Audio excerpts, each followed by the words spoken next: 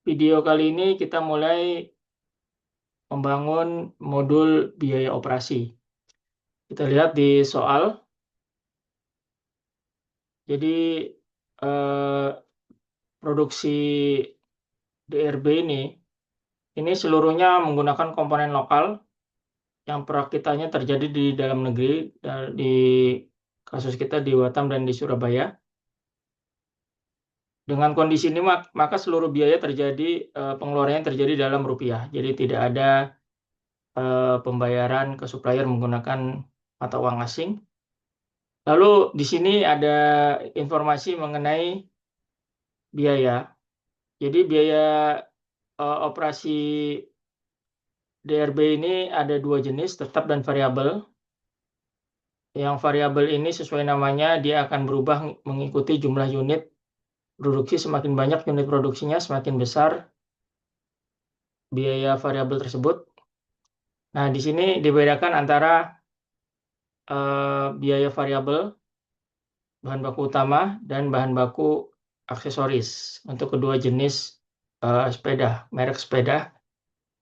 Dan ini tahun data 2025, jadi nanti kita akan gunakan sebagai dasar proyeksi 5 tahun ke depan. Selain itu ada informasi mengenai di lini pabrik, ini DRB sudah 100% menggunakan robot, terotomatisasi 100%, sehingga tidak ada tenaga kerja manusia yang berada di lokasi pabrik.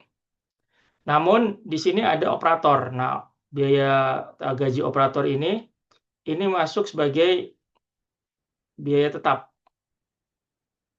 masuk kategori biaya administrasi dan umum. Jadi biaya administrasi dan umum ini meliputi operator yang mau operasikan pabrik dan karyawan kantor pusat. Nah, total biaya administrasi dan umum ini mencapai 450 juta di tahun 2025. Dan DRB akan mengalokasikan biaya administrasi dan umum ini ke dalam dua lini produknya menggunakan komposisi persentase jumlah produksi per lini dibagi dengan jumlah total produk kedua lini tersebut. Artinya nanti 450 juta ini biaya administrasi dan umum akan dialokasikan ke dua lini produk menggunakan komposisi persentase produksi. Jadi semakin banyak komposisi produksinya, semakin besar dia akan menerima alokasi BAU ini. Nah, lalu dikatakan lagi seluruh biaya, baik yang sifatnya tetap dan variabel, ini akan bergerak mengikuti inflasi. Nah, lalu di sini juga ada informasi mengenai kapasitas produksi. Jadi DRB ini dalam produksi dia memiliki kapasitas. Untuk yang endocycle dia mampu memproduksi 2.400 per tahun, 2.400 unit per tahun, sedangkan yang SUScycle 1.200 unit per tahun.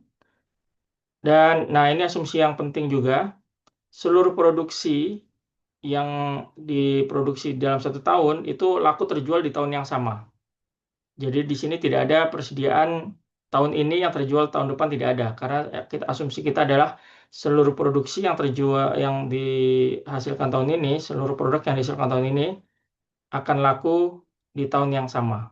Ya kecuali untuk persediaan dalam proses ya, persediaan dalam proses yang belum jadi ya mungkin dia akan jadi persediaan. Tapi untuk barang jadinya tidak ada yang mengendap di gudang karena laku di tahun yang sama seperti tahun produksi.